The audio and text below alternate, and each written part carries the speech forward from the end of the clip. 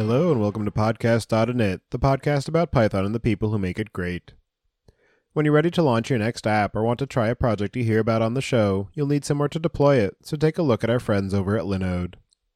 With 200 gigabit private networking, scalable shared block storage, node balancers, and a 40 gigabit public network, all controlled by a brand new API, you've got everything you need to scale up. And for your tasks that need fast computation, such as training machine learning models, they just launched dedicated CPU instances. And they also have a new object storage service to make storing data for your apps even easier. Go to pythonpodcast.com/Linode, that's Linode today to get a $20 credit and launch a new server in under a minute. And don't forget to thank them for their continued support of this show. And you listen to this show to learn and stay up to date with the ways that Python is being used, including the latest in machine learning and data analysis. For even more opportunities to meet, listen, and learn from your peers, you don't want to miss out on this year's conference season. We have partnered with organizations such as O'Reilly Media, Corinium Global Intelligence, ODSC, and Data Council. Upcoming events include the Software Architecture Conference, the Strata Data Conference, and PyCon US. Go to pythonpodcast.com/conferences to learn more about these and other events, and take advantage of our partner discounts to save money when you register today. Your host as usual is Tobias Macy, and today I'm pleased to welcome back Reuven Lerner all the way from episode 2 to talk about the benefits of deliberate practice for learning and improving your programming skills and the changes that he's gone through in his training business since the last time we spoke. So Reuven, can you start by introducing yourself? Yes. Hi, Tobias. It's great to be back. So I am a Python trainer. Basically, every day I'm in a different city, country, company teaching Python, everywhere from Python for non-programmers all the way up to advanced workshops and data science stuff. And when I'm not on site at companies, then I have a whole bunch of online courses that I do, both video and text-based as well. And basically what I say is my job is helping people become more fluent with Python and just becoming better at it so they can do their jobs better. And do you remember how you first got introduced to Python? Yeah, so back in 1993, the early part of the year, I just graduated from MIT, but I was still hanging out at the student newspaper. And basically, I, together with two other people, put together a website for the newspaper. And we sort of stumbled into the fact that you could start writing programs for the back end of websites, what were then known as CGI programs. And there were a few high-level languages that people could do it in at the time. And I learned both Python and Perl at the time. And I gravitated more toward Perl, but I always had sort of Python in the back of my mind and was talking to people about it and using it. And I sort of gravitated from Perl to Ruby. And then from Ruby, I was like, well, where am I going to go from here? It seems that there's a lot of interest in Python, certainly in the training space. And so I sort of came full circle from having played with Python back in the early 90s to now it more or less dominating everything I do. But I'm one of those people who learned Python back from the man page because that's all there was. And now there seems to be a slightly more documentation and probably better written. But of course, the language is also a much larger language, a much larger ecosystem than it was at the time. Yeah, it's definitely always interesting talking to people who have been around since some of the early days of computing and programming. And nowadays, if you go to learn a language or you go to learn something, there are tutorials and books and podcasts and everything you would want to be able to learn from. Whereas in the early days, it was just you had the manual and that was all there was. And if you were lucky, you might know somebody who could answer some of your questions. So it's always interesting to get that juxtaposition of the then and the now in terms of what's available for learning resources and the types of people who are doing the teaching and sharing their knowledge. Yeah. It's just the range and scope and depth of information you get now, from blog posts to YouTube to paid courses to Stack Overflow. I mean, the number of people in my Python courses, just yesterday, I was teaching at a company, I was teaching an advanced Python class, and all these people have been using Python for more than a year. And at least half of them basically said, I don't understand how the language really works, but I'm able to do my job because I go to Stack Overflow, find roughly what I want, copy and paste it, and it mostly works most of the time, which raised the question, why are they taking my class? And the reason is they want to know what they're doing, and why, when they paste something it does not work, why do they have to fidget with it for 8 hours until they finally get it to work? So having understanding is definitely useful, but you can get away with understanding less nowadays than you could then, because of the wealth of stuff you can just copy and paste. So it's like a double-edged sword. Yeah, it's definitely interesting, and particularly for people who are doing the Stack Overflow programming style, it's always useful to have that broader context and the knowledge of what's actually happening under the covers so that you can make more informed decisions about how to approach a problem and what problems are viable and which ones are actually going to need a much greater amount of effort, where when you are new and you have that naivete of thinking that programming will solve everything, you can be much more ambitious and say, oh, I'm going to build this fantastic site that's going to do these thousands of things. And then you actually go to start trying to solve that and realize that it's far beyond the scope of what you're capable of. So I often make the analogy between Stack Overflow and a phrase book that you would use when you go visit a foreign country and you don't know the local language. And so the phrase book is good for sort of, where's the train station? Where's the bathroom? I'd like to buy that loaf of bread. But the danger, of course, with a phrase book is you'll say it and it won't come out the way that you want. And I'm not referring to the Monty Python Hungarian phrase book sort of sketch, but you can also have the problem of you say something and it sounds so good and authoritative that people then respond to you at high speed, and then you're really sunk. And so, Stack Overflow is great. I mean, all of us use it. I certainly use it all the time to get answers to things. But yeah, the context, it's even more useful. If you think it's useful when you don't know anything, it's even more useful when you do know things and you know how to judge the answer and then use it to really fix the problems that you're trying to solve. Yeah, I think that's a good metaphor as well, because with that phrase book, you might have something that is accurate, but it's not going to be idiomatic, and you're not necessarily going to know what some of the local colloquialisms are for being able to make yourself known and understood in a manner that a native speaker would be able to, but you can be effective, but not quite fluent. And so I think that's definitely a good analogy. Mm-hmm. Mm-hmm. And so, as I mentioned, your first appearance on this show was back in episode 2, almost 5 years ago now. And at the time, you were already doing training as your primary source of income. And I'm curious how your teaching style has evolved in that past 5 years and how your overall setup as far as delivering courses and the types of material that you're addressing has evolved and changed in that time. Wow. So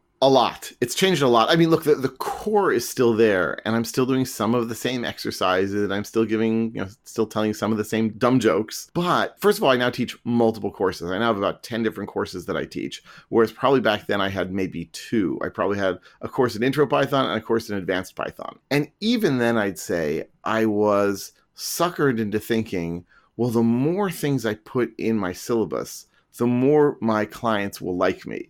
And then all I have to do is speak at high enough speed and get through all the subjects in the syllabus, and everyone will be happy. The problem with that, of course, is that it might work okay for the lecture, but the participants in the course actually have to listen, understand, and practice what you're talking about. And so what happened over time was, and this is a continual process, over time, in each of my courses, I remove material and increase exercises. And I found that as I do that, the more I do that, the happier people are and the more they learn. So many of the topics that I used to include in my intro Python class, I've now moved to my advanced Python class just for lack of time.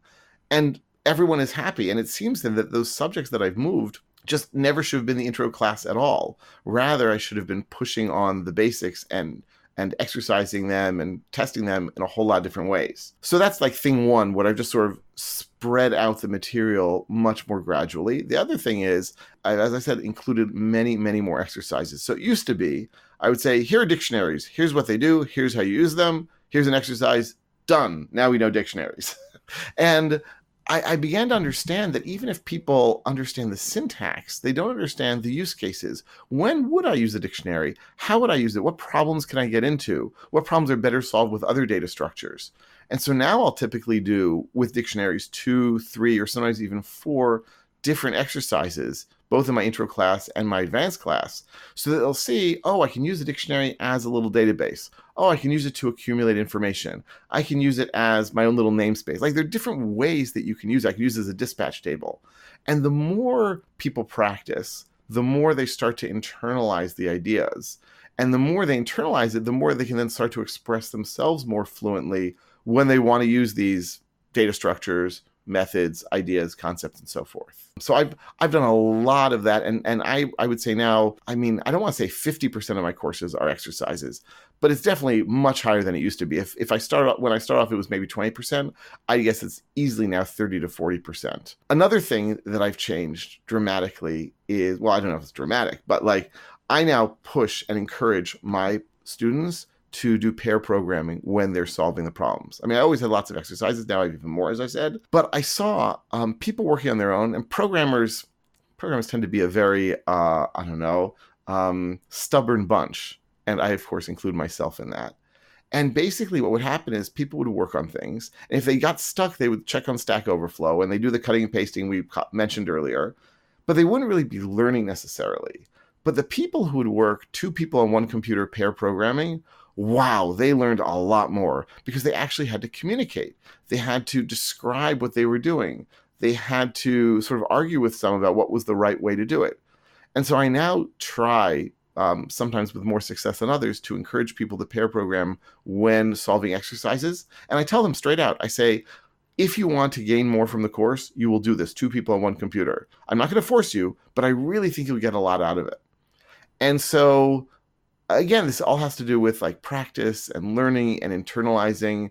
And what I always describe as fluency. You want to become more fluent in the language, just as you want to become more fluent in a foreign language so you can express yourself more freely. I definitely agree on the fact that by putting 2 people on the same computer, they're much more likely to work through the problem. And where if one person gets stuck, they might go to Stack Overflow and copy and paste. If there are 2 people, I would think that it's also even less likely that they choose Stack Overflow as their first route to solving the problem, because they're more likely, I would assume, to turn to the person that they're working with to say, do you know the answer to this? And then it automatically opens up that dialogue of, even if they both don't know the answer, they're more likely to talk it through to try and figure it out rather than just immediately saying, no, I don't know the answer, go to Stack Overflow. And then even at the point where they do go to some external resource, whether it's Stack Overflow or the documentation or whatever it might be, and they find an answer, if they copy and paste it in, they're probably likely to say, okay, this is why this is working, or have a discussion about what the solution is so that they're on the same page rather than just pasting it in, seeing that it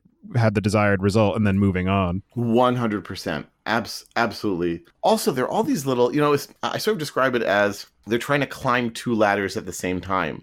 There's both the conceptual ladder and there's the syntactic ladder. And especially for real newbies in Python, that's a challenge. Like, where do I put a colon? How does this indentation thing work? What's inside the block and outside the block? Things that, if you've been working with Python for any length of time, are super obvious. But if you haven't, they are not at all.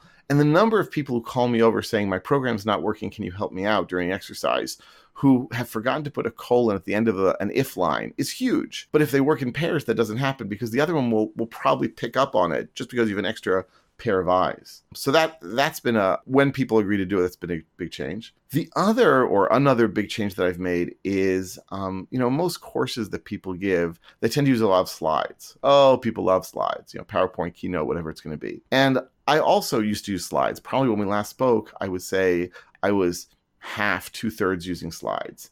And now if I use even 5 slides in a 4-day course, it's a lot.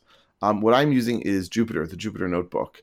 And it has revolutionized my pedagogy. It's revolutionized my instruction. Because what I do now is I talk and I live code and people watch it. I can then send them that Jupyter Notebook file at the end of the day so they can tinker with it more and have it around. And it's a live document so they can play with it. And the only hole in this was that people didn't have live access to it. Jupyter's not really designed for multiple people to access it at once. You can really mess things up if you do that. So I tried that a little bit, and that didn't work out so well. And I went on the Jupyter forums, and I asked what people suggested. And there was one person there who said, well, I put together this little open source project called Git Auto Push. And that turns out to be a magic solution. And the way it works is, so I'll work on my computer, on my Jupyter Notebook, and I'll be projecting in front of everyone. And by the way, I should add, this not only is sort of more effective because it's more engaging, it also means people can stop me and say, hey, what about this? What about that? And it invites dialogue. It invites sort of it to be a much more interactive experience for everyone. And they see also how to use Jupyter as what I like to call my Python laboratory, that I can do little experiments. What happens if I do X? What happens if I do Y? So what I do then is on my computer, I hook up the directory in which I'm doing my Jupyter Notebook to a GitHub repository, and Git auto push pushes it every time it senses a change. It pushes it automatically to GitHub, and GitHub automatically knows how to render Jupyter Notebooks. So it's like this three-way syncing system that means within about 2 minutes of my having done something, it's up there on GitHub and people can look at it. And they don't have to know anything about Git whatsoever. They just have to point their browser there and look at it. And so now we have this highly interactive both with me and interactive with the code, available instantly reference that they can use in solving the exercises or just when they go home at night.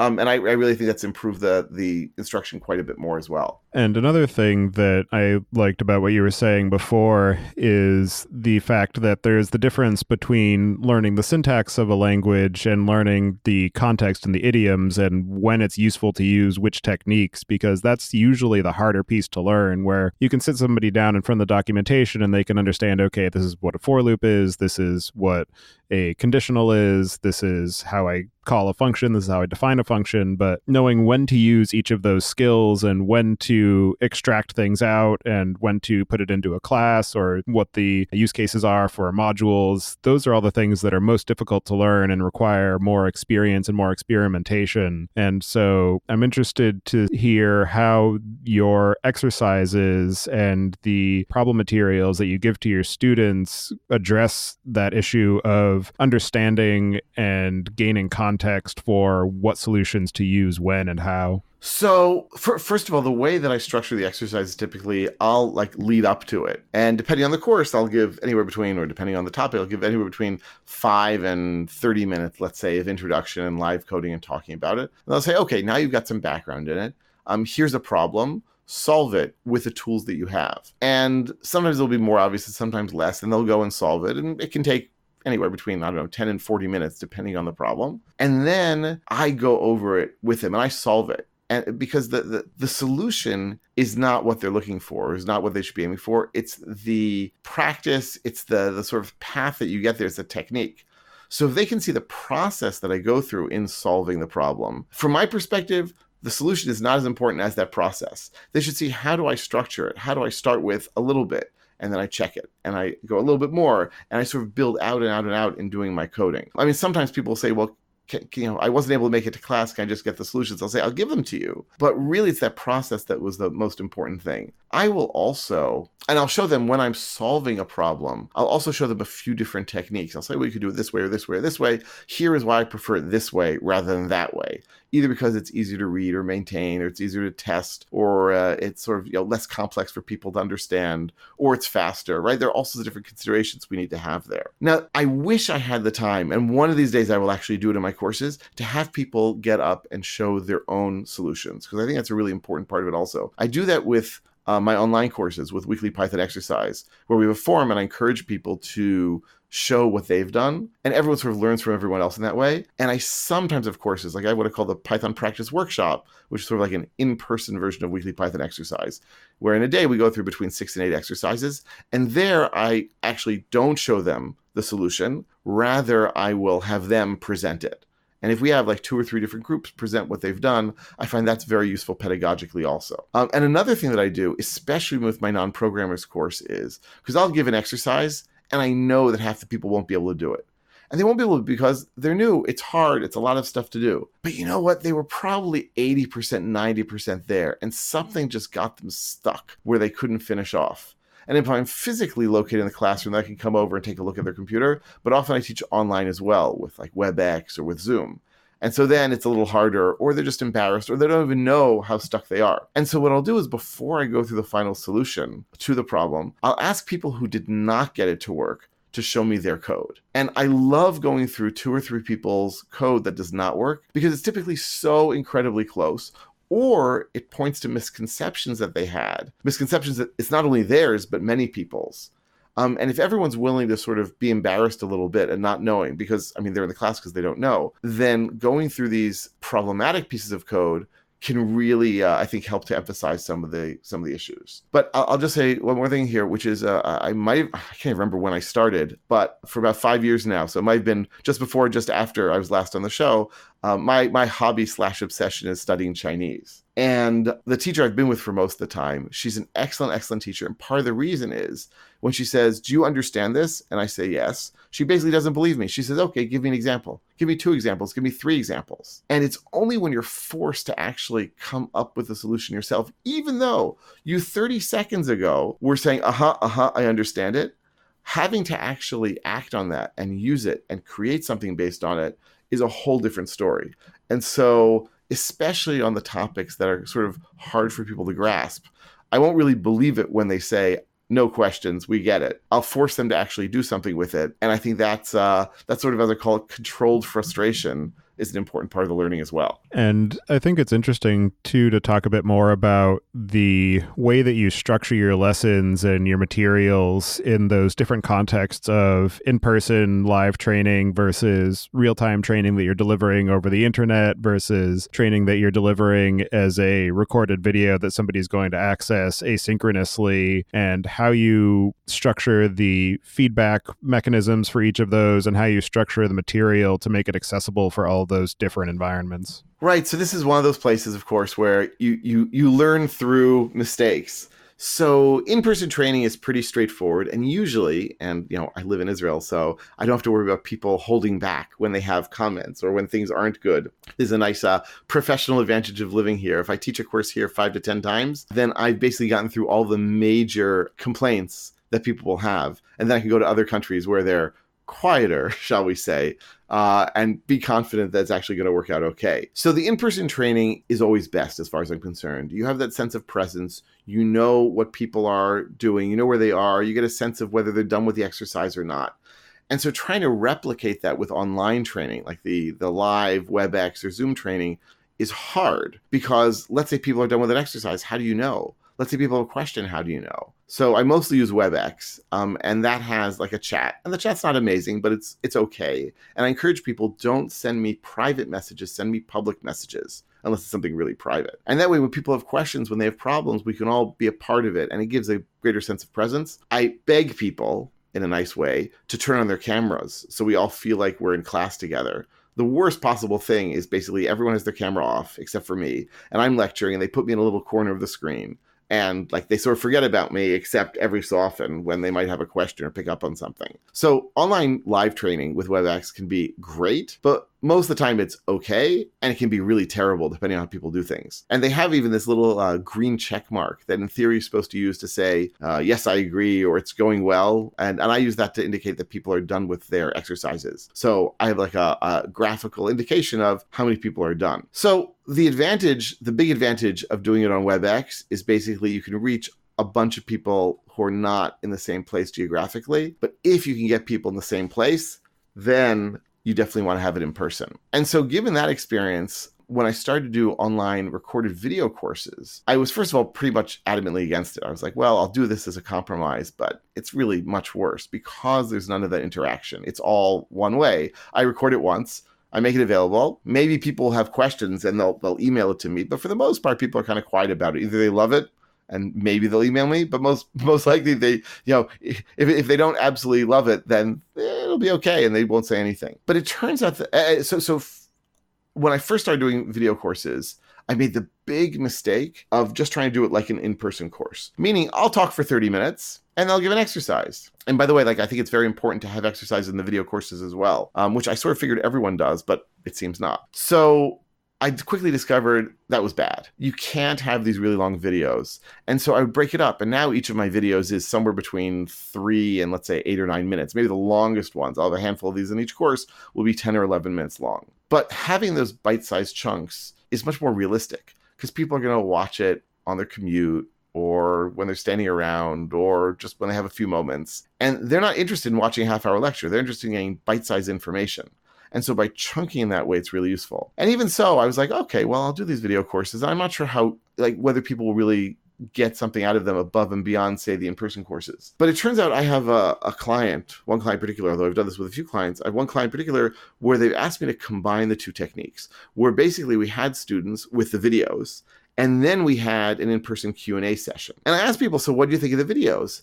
And most people loved them. love them way more than I expected. I said, okay, tell me, like, what am I doing wrong in class that you love the video so much? And they uniformly said it's because we can stop it, rewind it, listen to it again, research things. So it means that the learning is happening at their pace rather than being driven by me. Now, in theory, they could, of course, raise their hands and say, wait, stop, when I'm giving a live training, but they don't, right? So it turns out that each of these has its own advantages. I still think that at the end of the day, frontal learning is like the best, but I've been pleasantly surprised to find how much people take to the video learning and what its advantages offer as well. And then in terms of your own learning and being able to stay up to date on the current state of affairs with Python and the overall ecosystem and maybe just any other material that you're interested in learning for your personal needs, what are some of your preferred methods for being able to gain and maintain those skills? So it's funny, right? Like, you know,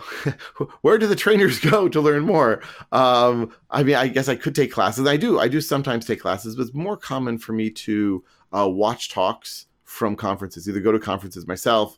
So I guess I've gone now, as of this recording, to PyCon twice in the US and EuroPython once. I'm planning to go to both of those this coming year as well. And even if I don't attend a lot of talks in person, I definitely go through the YouTube videos and watch a bunch of talks on topics that either I didn't know about or understand. So like as an example, the oh so controversial walrus operator that came out in Python 3.8. So when it came out, I knew that it was controversial. And I actually was one of those people who sort of rolled my eyes and said, boy, I can't believe they did something like this. It's going to make things so much worse. And given that we had a lot of time till 3.8 came out, I figured, okay, I've got some time still.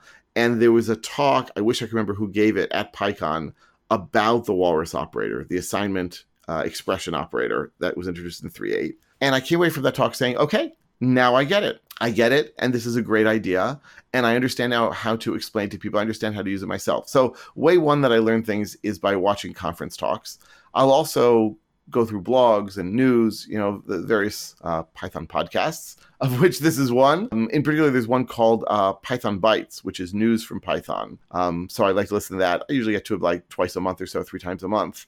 And that keeps me up to date on sort of what's coming down the pike. And there are people on Twitter and there are people with blogs. I just try to sort of keep up. At the same time, I'm no longer in the space where I'm doing development day to day on a project. And that has both advantages and disadvantages. The advantage is that I can focus on the new topics. So over the last few months, I've been looking more and more in async IO.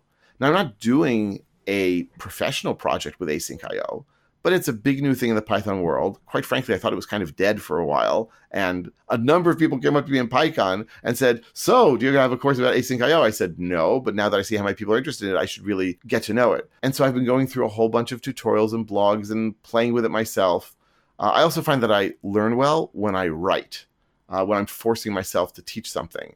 And so my newsletter, my Better Developers newsletter, is often a sort of playground for me to try out explaining new things as I'm learning. And I'm open with people about it. I say, look, I'm learning all the time. I want you to learn also. I'm going to share with you the things I learn. And that's been the biggest thing, one of the biggest things that I've been learning lately. And then just playing and quite frankly, also questions from my students.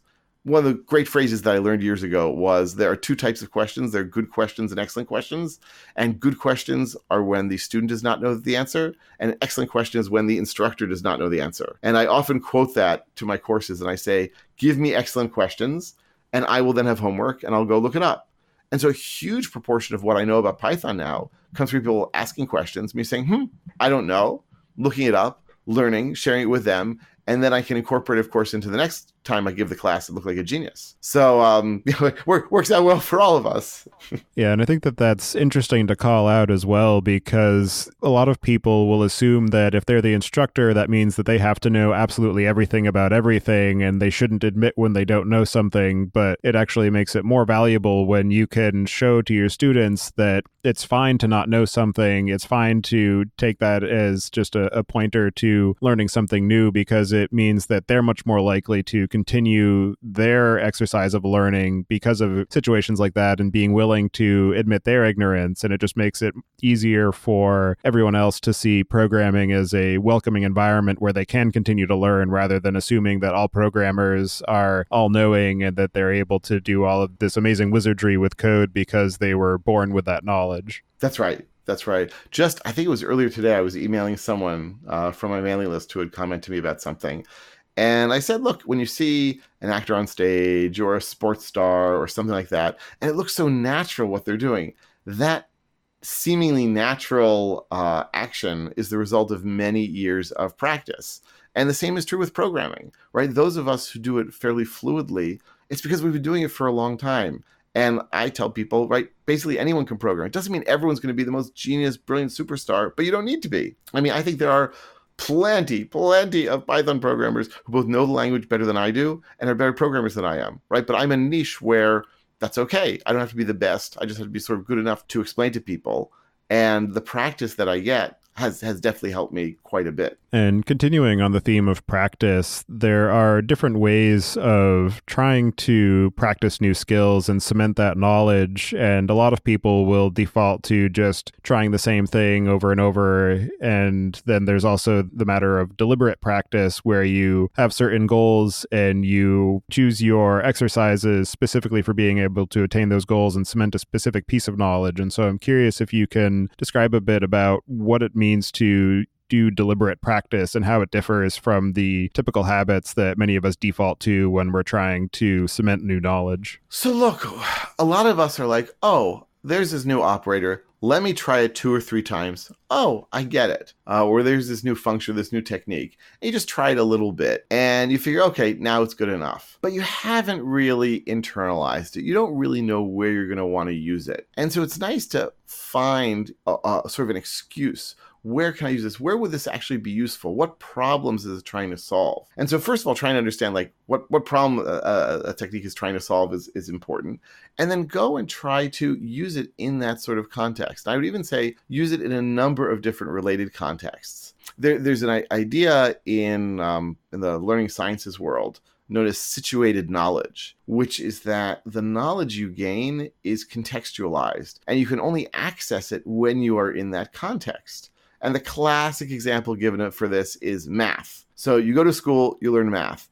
Even star math students, typically, then when they have to use mathematics outside the classroom, are stuck because it's not in the classroom. And by the way, there are people who are excellent at math who can't do it in the classroom because the context they're used to is not there. And the way you break out of that, the way you achieve what's known as transfer, is that you expose yourself to the same ideas but in a number of different contexts. And that sort of frees the knowledge from being frozen and locked into that particular context. So if you're going to do this sort of deliberate practice, you're going to say, I really want to understand this, and I really want to master this. Build even a small application. Better yet, use it in an actual thing that you're going to be using at work. Or join an open source project that uses it. Or, like if you really have time, all of the above. And the more contexts in which you see these techniques used, and the more places where you have to actually use it, because seeing it is good, but using it is really where you're going to learn, because then you're going to discover all the little pitfalls. And if you force yourself to use it, and it doesn't have to be for very long, you'll suddenly say,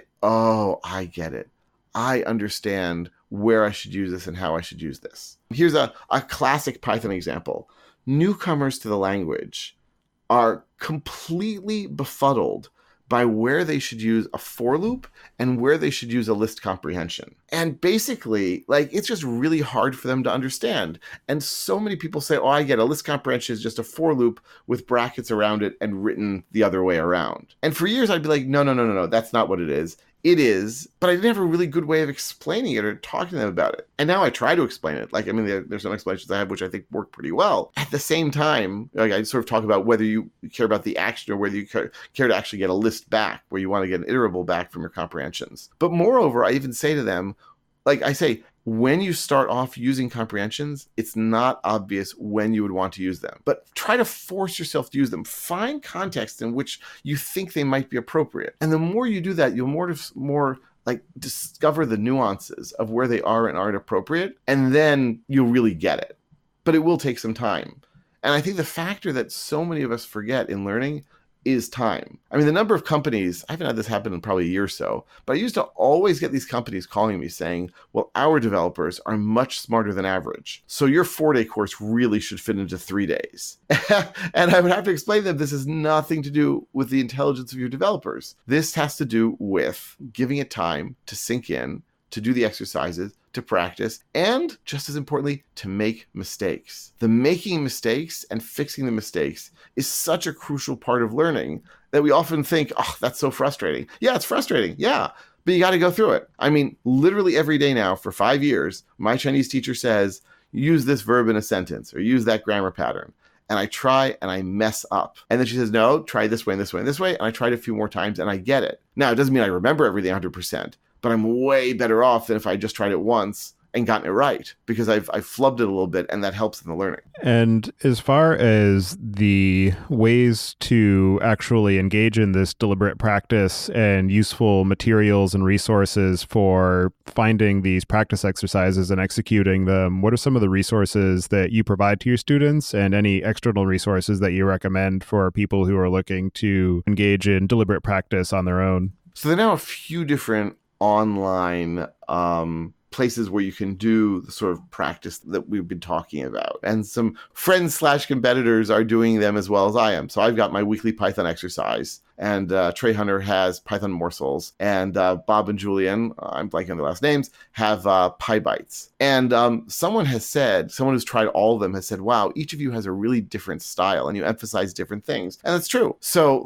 I tend to be really emphasizing sort of fundamentals and basic techniques, which I think then people, once they see them and understand them and internalize them, can use in larger things. So I tend not to have a lot of sort of large application types of things, although that might change a little bit in the coming year, but we'll see. So I tend to say it's really important to understand how to use basic data types, especially lists, tuples, dictionaries, sets. How and when do you use them in different ways? How do you combine them? Because at the end of the day, what we're really doing in Python is a ton of messing around with lists, tuples, dictionaries, and sets in so many different ways. You use objects, right? And objects are just sort of like glorified dictionaries. So I try to stress those sorts of things and helping people to little by little uncover just how those things work. I also, especially in my advanced exercise classes, expect them to do some research on their own. Now that you've got the basic concepts and the terms that we're going to be using, go read the Python documentation, and you should be able to understand it well enough to use things to get some results. And so people at first are a little surprised. Really, wait. So you're giving me a problem, but you haven't even told me how I'm supposed to solve it. Right, because in the real world, you're going to have to read the documentation and figure it out. Now, I've already given you a push in the right direction, giving you the terms that you can use to search for and to use. So if we're talking about attributes, right, already the term attribute is kind of surprising to many people who are new to Python, but it's core to the language. So talking to people about we're going to use attributes in this way and this way and this way, right, that'll at least push them in the right direction. I'll often give them even a link to the documentation to sort of push them in that direction even further. So if you're going to be practicing, if you're going to be looking to practice, you want to find, I think at least, someone who has thought about what are the learning goals, how are we going to get there, and making sure it's not too easy and not too hard. Just about a month ago, I had an exercise and people pushed back and they were like, this is way too easy. What are you talking about? It's like 2 lines of code. So I was like, okay, you know what? You are right. We're going to rejigger that. And indeed, I'm going to give them sort of a bonus exercise to make up for that one that's more appropriate. So hearing from people is important.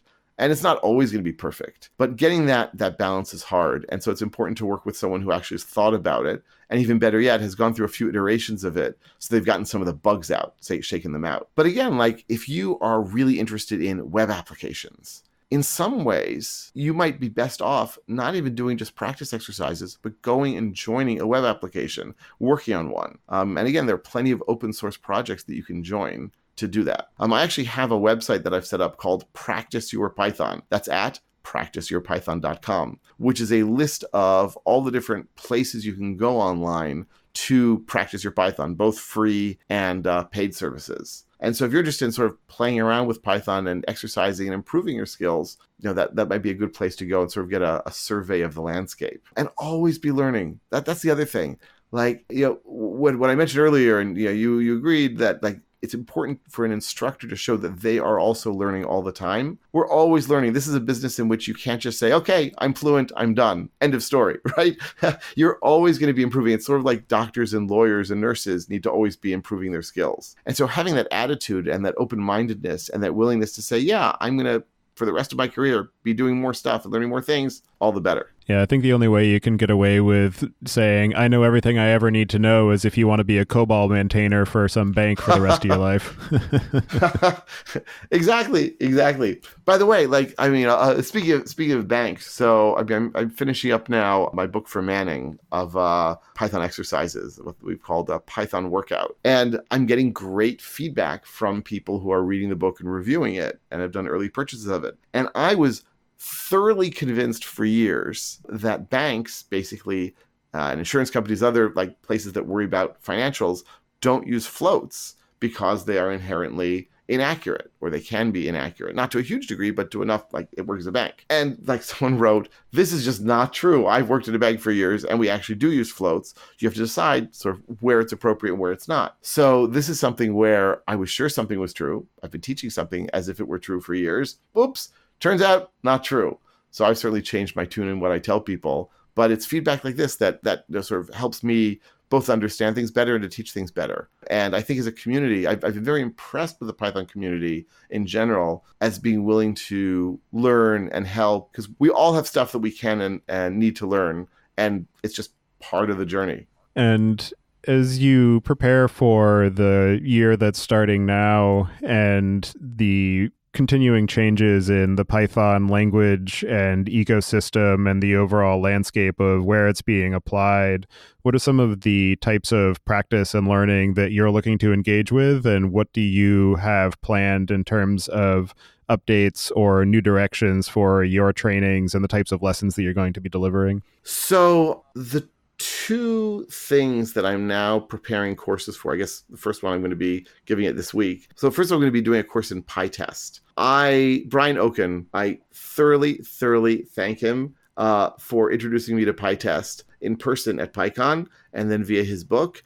And I was never much of a testing person, and PyTest has totally changed that. And so I've incorporated PyTest into Weekly Python Exercise. And I said, you know what? People really want to learn PyTest. People really want to use it. So I've got a one-day course in that I've been putting together that I think will be like, I'm giving it this week, as I said, and I think it'll be totally stable within about a month or so, given the number of times I'm expecting to give it. And I was also thinking, like, well, what else do I want to teach? And the funny thing for me was that I got a ton of requests over the last few months for me to do a course in web application development in Python. And I find it funny and ironic because I started everything off doing websites, right? The whole reason I got into Python, as I mentioned at the top of the show, was I was doing web applications. And so I was convinced when I started teaching Python that everyone's going to be a web developer. And nope, I've been teaching data scientists, I've been teaching DevOps people, I've been teaching automated testing people, basically every population you can imagine except for web developers. But it turns out that now everyone wants to be a web developer, because if you want to put together a little report or an interactive app, even just to describe what tests you've done, you want to be able to do something small, even if it's in Flask or sometimes even in Django.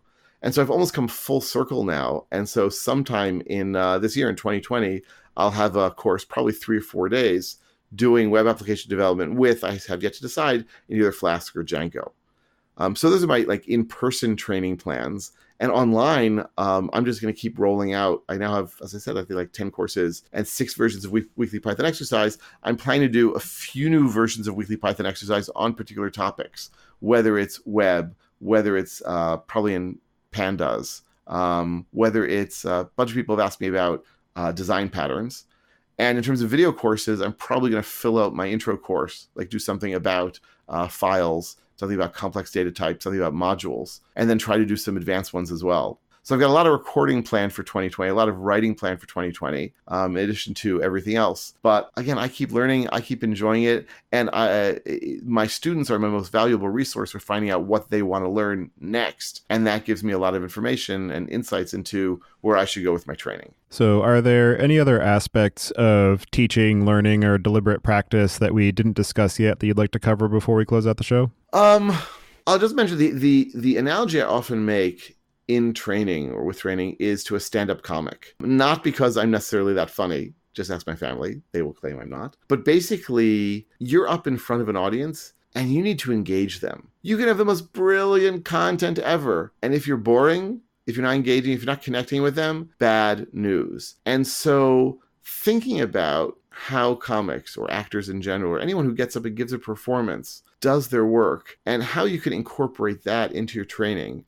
that's definitely, I watched, there's a class, master class with Steve Martin, and I definitely got some good insights from that on how to structure my courses, just so I can sort of keep it more interesting for people. And so training is all these different things coming together. And so you got to know the material, you got to know how to deliver it, how to explain it, you got to have the exercises, you got to have the stage presence. At the end of the day, also listen to what people want. And it might be harsh, it might be hard, but they are telling you what they think, and your next class will appreciate the changes you make, even if your current class makes you all grumbly and upset based on their comments. Well, for anybody who wants to get in touch with you or follow along with the work that you're doing or try out any of your courses or exercises, I'll have you add your preferred contact information to the show notes. And with that, I'll move us into the picks. And this week, I'm going to choose a book that I've been listening to called The Manager's Path by Camille Fournier, talking about the different stages of management with a particular focus on technical management and references to the path that she went on, going from a tech lead to a manager to all the way up through a CTO.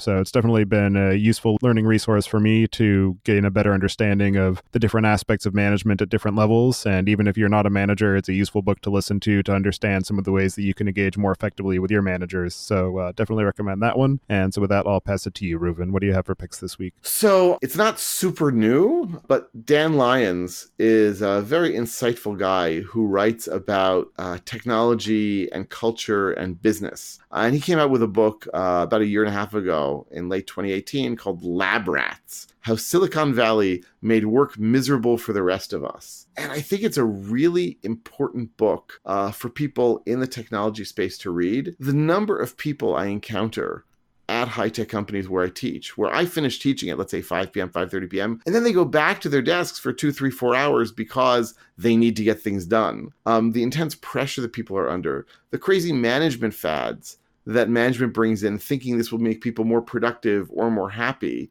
or God knows what, or more loyal. And Dan Lyons is both very funny and very poignant and serious about how this approach to work and this approach to management has both made Silicon Valley companies and startups unhealthy for people and for relationships, and also how it's now extending outside of the tech sphere. And you might not agree with everything he says, but I think there are a lot of lessons to be learned, both in the negatives of what you should not do, and toward the end of the book, he says, okay, what should companies do? How should they be managed?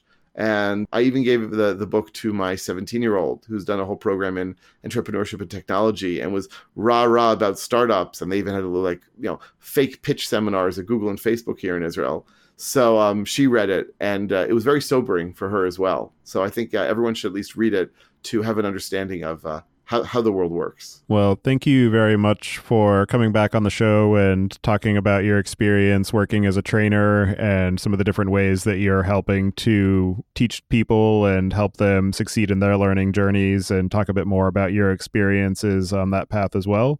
It's something that is a perennial issue and something that is always useful to gain more perspective on for people who are in this space and for learning of any material at all. So thank you for all of your efforts on that front, and I hope you enjoy the rest of your day. Thanks so much, Tobias. It has been great to be here. Thank you for listening.